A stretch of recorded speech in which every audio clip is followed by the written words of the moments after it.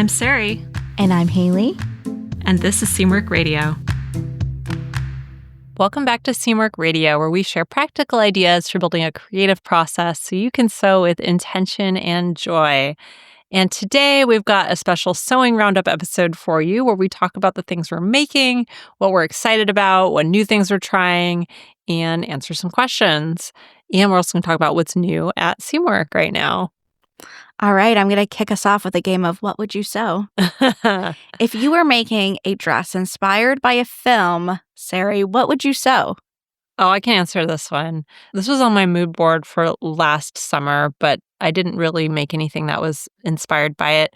But one movie that has really affected me throughout the years, visually, aesthetically, is the movie Stealing Beauty, which is from the 90s. It stars Liv Tyler, and it's a Bernardo Bertolucci film. Have you seen it? No, really? I haven't. It's a Bertolucci film, and it takes place in Italy. And she's like a young girl falling in love in Italy. And Jeremy Irons is also in it. And I absolutely love Jeremy Irons. Adore him. He's not the love interest, by the way, for young Liv Tyler. that would be weird. But it's a really beautiful movie. And I mean, she wears a lot of beautiful clothing in it. But there's this dress that she wears that I think in the film it belonged to her mother. It's like this gorgeous, floaty 1930s looking silk dress with lots of ruffles, and it's floral, and it's just absolutely beautiful and ethereal. And so if I were going to sew something inspired by a movie, a dress like that is something I've always wanted to make, but I just don't have really a reason to. Oh, that sounds lovely. I'm going to have to go look for pictures. It's beautiful. And she is and was incredibly beautiful. Yeah, she's gorgeous. My answer is so unserious. So it has like a little, as it often does, like a small backstory. So our curvy fit model, Morgan, I've become friends with her over the years. And we've had this she's younger than me. And I don't know how it started, but she was very startled by the fact I had never seen the movie High School Musical. And I had to explain to her, I was a college student when it came out. So I had... I was probably thought I was aged out. I was too cool, And it became this long running joke somehow. And then finally she was invited herself over and she's I'm going to show you this movie. We watched the movie and I was this is fine. I don't feel particularly drawn to this film. It doesn't speak to me. But I'm but to repay you, I feel I need to show you something that's really important to my coming of age. And she's well, what would it be? I'm this is a great question. And I have decided that I'm going to make her watch Romeo and Michelle's High School Reunion, which she's never seen. I love one of my favorite movies.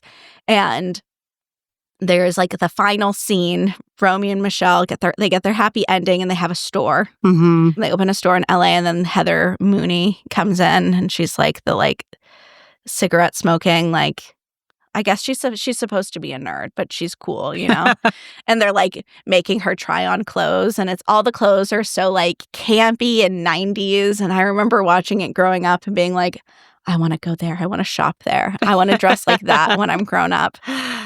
And I was thinking as a gift to my childhood, young adolescent self, that I should sew something that they would have sold at that store. And it would just be a fun summer sewing project to make some little cute, campy mini dress. Oh, that would be fun. It would be fun. Make something not a direct copy from a movie, but inspired by, could have belonged on the set of. Yeah. Wouldn't that be fun to have a sewing event, a party where everybody makes something inspired by a film of their adolescence, something that inspired them when they were young? Yeah. I mean, scrap everything for 2025 Stitch Fest. Let's do that. Just kidding. But it would be fun. It would be really fun. Yeah. That would be really, really fun. God, there's so many, I find films really inspiring, costume design really inspiring. Even, not films that have traditionally gorgeous costume design, but just things that I enjoyed watching when I was of a certain age. It just influences you. Yeah, and it's always fun to dissect what the meaning. of the costume and the progression of the character style over the course of the film or whatever, you know? Yeah. When Mad Men was on TV and I used to watch it, I would always go to Tom and Lorenzo's blog. After I watched every single episode, I would go to Tom and Lorenzo's blog and read their in-depth analysis of the costume design from each episode. So they would go into like what the colors symbolized and why each character was wearing certain styles and what they think the costume designer was thinking. It was wonderful. That is precisely the type of overthinking that I'm 100% into. Look for meaning in everything. Well, I think there were. I mean, Mad Men was a show that had such intentional choices about everything, about the costumes, about the set design, the characters, everything. So, now I want to rewatch Mad Men. I haven't It's a good seen it in rewatch. years. Yeah, that would be fun. Well, what are you sewing right now? Okay, so I'm sewing something a little different right now. I'm making a birthday banner for Frankie. She's turning 1 in like 10 days. Happy birthday. I know, my baby. I don't know if I talked about this in our last Roundup episode. I've been talking about it like with my friends lately that I want to create like a little box of like birthday decoration heirlooms. And so it's like the same decorations we use every year.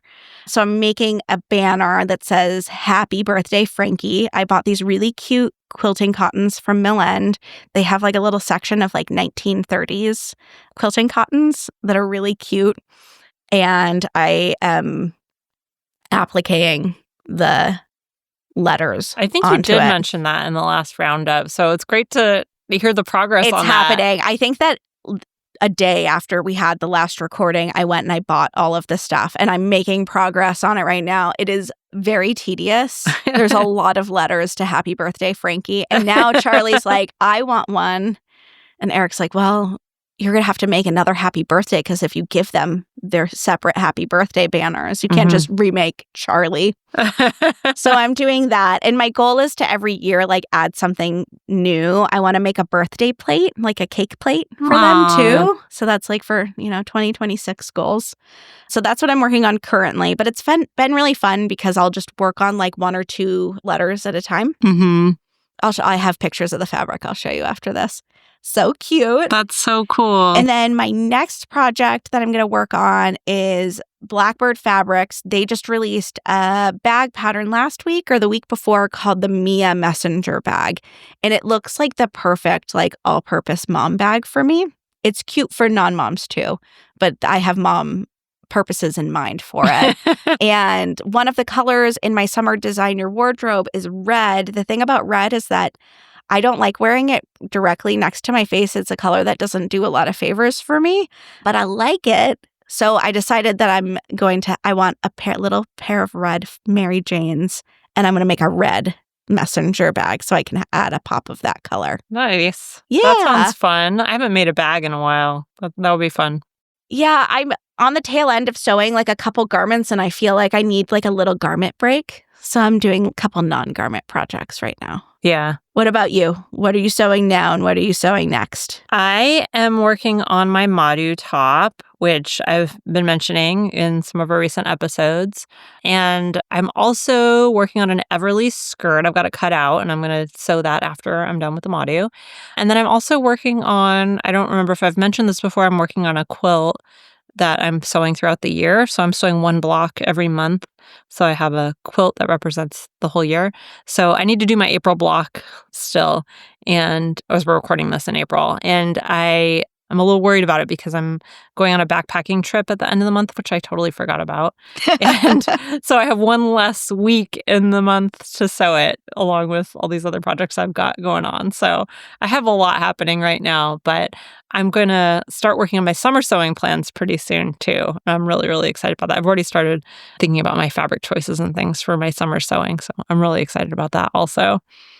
I got a lot of sewing going on right now, but I also want to do some things for the house too.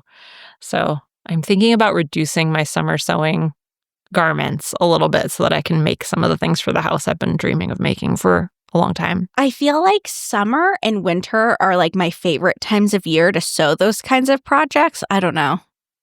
Something about it. I feel very inspired to do them Yeah, I was looking this morning. When you enter our house, we have like a little entrance and there's a little secretary vintage, like old piece of furniture there. And it has a little shelf on the bottom we've taken to putting our shoes on it because we ran out of room in our boot tray. And so I want to make like a little quilted like mat for it to protect the furniture Oh, from the cute. mud that's constantly being tracked into the house. So just little things like that are quick projects and I fun to do. love things like that because then you like get to look at them every Mhm. day. Yeah. I know. I think we underestimate those little home projects and how much joy they can bring you every single day. Yeah, I go through bursts with them. Me too.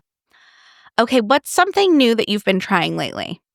Something new I've been trying lately is actually inspired by you, Haley. Ooh. Which is, if you've been listening a while, you probably have heard me talk about that I'm not like the tidiest person in the world. I'm not a neat freak. I'm married to a neat freak though. So our house is generally pretty clean, other than the fact that we have 4 animals, but my own spaces tend to get really cluttered Mhm. and just out of control.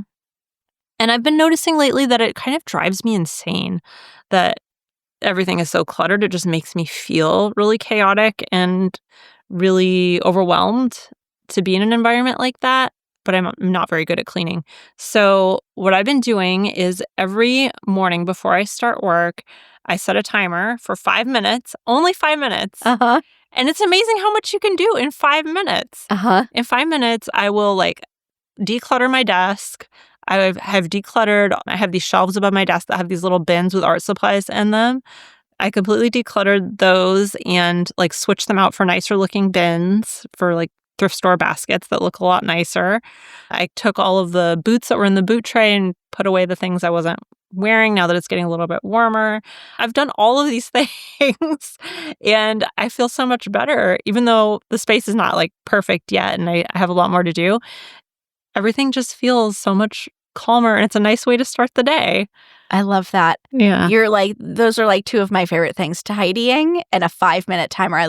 I set so many 5-minute timers every day. The other thing is that I've noticed that now that I've gotten into the habit of doing it, I'm just tidying more as a matter of habit than I was before, just because I'm used to doing it.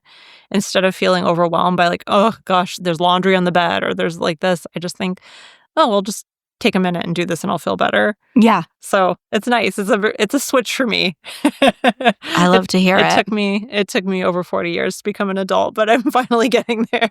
You know, everyone on their own time.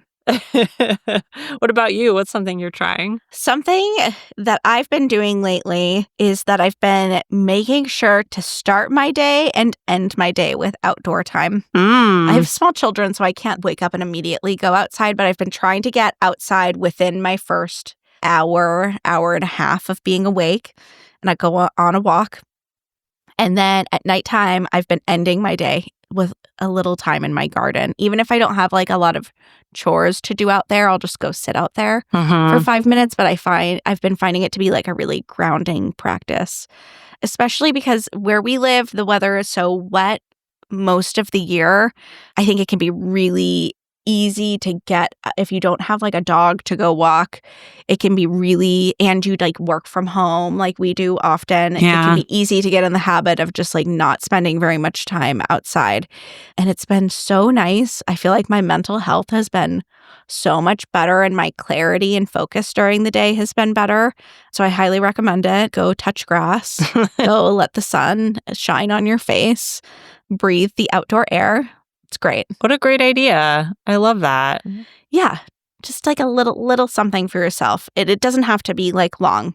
On my busiest days, like even today, I had to get the girls ready and get out the house. I was trying to get out the house by 8 and I just did like, I walked around the block twice. Yeah. Just something. Yeah. It's so nice. We go for a walk after lunch every day to walk the dogs. We're going to have to switch it up soon because it's going to get too warm to walk them in the middle of the day. Because where we live on a hill, so it gets real hot. Even yesterday, it was only in the 70s, but it was pretty sweaty. But that just really helps me for the rest of the day. I just feel so much more alive once I've been outside. It's really grounding. And it's great to just spend time with the animals and be out there. Plus, we get to walk together, Ken and I, which is also really, really nice. And just have a conversation instead Yeah. of staring at screens. I love that. So what's something you want to recommend to people? Is there something you've discovered that you want to recommend? Something I feel like we recommend a lot of cookbooks, but I'm going to recommend another one. I was visiting my in-laws a couple weekends ago in San Francisco, and I found a book that I'd gifted my father-in-law, a cookbook. It's called Cook This Book. It's by Molly Baz. She was like formerly of Bon Appetit. She does her own thing now. And everyone else got to go on a walk to Golden Gate Park, and I had to stay home with the napping baby, which was a bummer. And I was like, oh, I'm going to look at this book. And there's amazing recipes in this book. I took like 20 pictures of recipes, and then I went home and I ordered the book for myself. I liked her approach to cooking and lots of like really good, like fresh recipes for like the summertime months. I made a niçoise sandwich, which I don't know why it's never occurred to me. I've never thought of a niçoise sandwich. Right? I made it for dinner like a week ago, and it was a really huge hit. And I can totally picture making it for picnics in the park and stuff this summer. So if you are a cookbook fanatic like me and like Sari, you should check it out. I have so many cookbooks. And Ken says no more cookbooks. We are out of room on the shelf for You know what, cookbooks. Ken? Mind your business. He enjoys the food I cook from them, that's for sure. Well, the thing I want to recommend to people, so I recently read the book Digital Minimalism by Cal Newport. So I think I mentioned in the last episode that I was trying to cut my screen time, or in the last Roundup episode that we did like this, that I was trying to cut my screen time. And I'd taken a few steps in that direction. And somebody actually mentioned this book in a comment on my Substack. So I thought, well, I like Deep Work, which is one of his other books, which is about doing more focused work. And so I listened to the audiobook and I really enjoyed it. It put into words a lot of what I've been thinking about spending time on the internet and about the attention economy, and also about the power of making things with your hands, which he touches on in the book. And I found it very compelling. He recommends doing a 30-day declutter of your digital life. So I'm in the midst of that right now, which involves basically, I made a list of things that I'm going to not be spending time on for 30 days, and things that are fine, like the Libby app for my books or whatever. And I've been sticking to it, and it's really been transformative for me. My head feels so much clearer. I am able to just think a little bit more deeply about things. I'm not constantly distracting myself. And I've also noticed some behaviors that I wasn't really aware of before, like the fact that when I have a question, like any silly little question in my mind, I immediately pull out my phone to look it up. And oftentimes, first of all, this is very distracting from the rest of life. And second of all, there's the silliest questions that I do not need to know the answer to at that moment, or usually ever. It's like the silliest, like, who's that actor in that movie, 20 years ago or whatever. So I've been refraining from that, and setting those boundaries for myself has been really, really helpful. And it's something that I'm hoping to continue into the future. I'm still using the internet, and I'm still using my laptop, for example, and looking at them, but I'm using my phone and my tablet a lot less. And it's been great. I love it. I'm really excited about it. Oh, I'm going to have to listen to that book. Sounds great. I highly recommend it. And it really made me think a lot. And these are things I've been thinking about a lot lately anyway, but just thinking about how, our society is really set up for the individual to be a benefit to the system instead of the system being a benefit to the individual. And so you really have to kind of rebel and resist the dominant culture if you want to be happy in your life. So there's a lot to think about there, but there's a lot of steps we can take that we do have the power to take, even in a attention economy like this.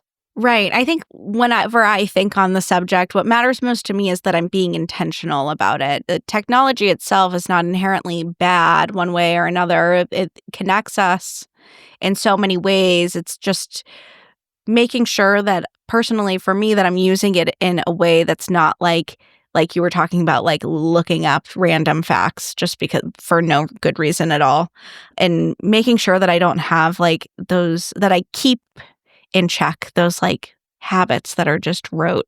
Yeah. I think seeing it as a tool rather than a entertainment source, a source of constant entertainment Mm-hmm. is very helpful. And also, another thing that he says in the book that I found really, really helpful is that a lot of these things they are helpful and useful and do have value to them, but it's just you have to weigh the cost of using them versus other things you could be doing with your time. So, like making things with your hands, which I think is something that is really, really important for kind of grounding us Mm-hmm. as humans. All right. Well, let's talk about what's new at Seamwork right now. We've got some new patterns coming out. You want to talk about them, Haley? Yeah, so this month we have the lilac dress and the Mora dress, two really lovely dresses that I'm really excited to share with you guys. The lilac dress is a kind of slim cut midi dress that has loop buttonholes along the center front. It has really beautiful bust gathers and a slightly gathered cap sleeve. And it just is so elegant and effortless looking. It looks beautiful in drapey fabrics.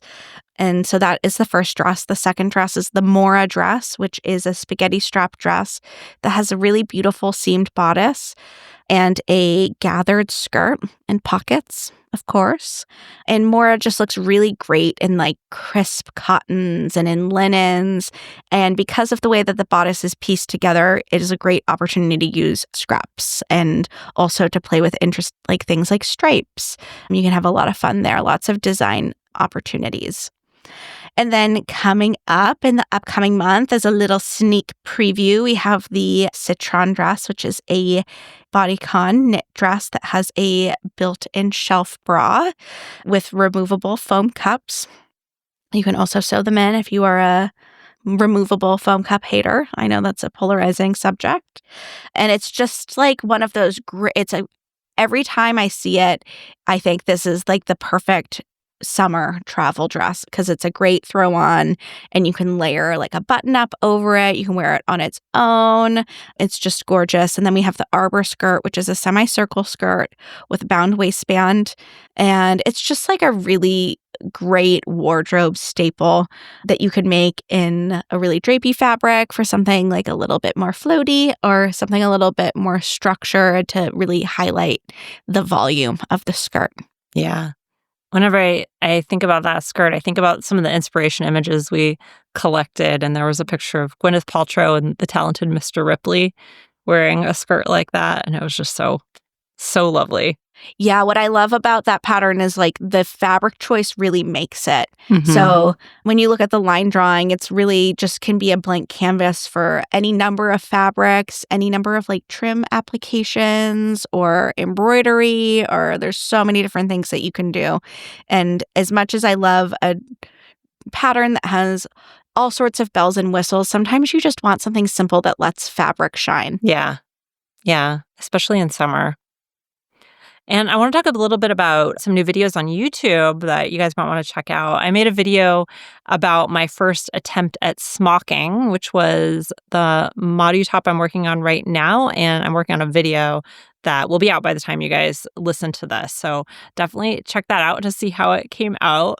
I don't know at this point, but in the future me will. And I'll share some lessons learned as I went through that project too. I also recently shared everything I'm planning to sew for summer up on the channel. So head over there if you want to see the projects I'm planning. I'm really excited about summer. Even though I'm kind of paring down my summer sewing a little bit, the projects I do have in mind are really cute and I'm really excited about them. Our last skill workshop was invisible zippers, which is such a useful skill to develop. And it's now available to all of our members, or if you're not a member, you can purchase it as well. So head over to Seamwork if you want to find that. And our next upcoming workshop is about shearing and smocking. So join us for this awesome workshop with Erica. We run a workshop every month around building up a single skill. So you choose what you want to sew to practice the skill, and it's great for all levels. So whether you're somebody who's brand new to this or you just want to up your game a little bit, and do some practice and learn some new techniques, these workshops are great for every skill level. It's a really great way to learn as you sew and at the same time make things that you actually want to wear. All right, so that is it for us this week. So if you liked this episode, be sure to leave us a review. You can also find us on YouTube at Seamwork Video. You can find us on Instagram at Seamwork. And if you'd like to become part of the Seamwork community, head over to seamwork.com to learn how to join. And that's it for our Roundup this week. I'm Sari. And I'm Haley. And this is Seamwork Radio. Seamwork Radio is brought to you by the team at Seamwork. Seamwork's an online community that supports you in creating a wardrobe that feels right for you. When you join us at Seamwork, you become part of our private community of makers, and you also get access to monthly sew-along classes, a library of over 200 sewing patterns, and tons of great resources to help guide you through the sewing adventure that you choose. Podcast listeners can get half off a Seamwork Unlimited membership, which means you can download as many of those 200 plus patterns as you want at any time, and our community will be there to guide and support you. If you'd like to join us for half off, just visit seamwork.com/go/podcast50. You can also find us on Instagram at Seamwork or visit our YouTube channel, which is called Seamwork Video. We love hearing from you, so let us know if there's a topic or a personal story that you'd like us to cover. Thanks for listening to Seamwork Radio.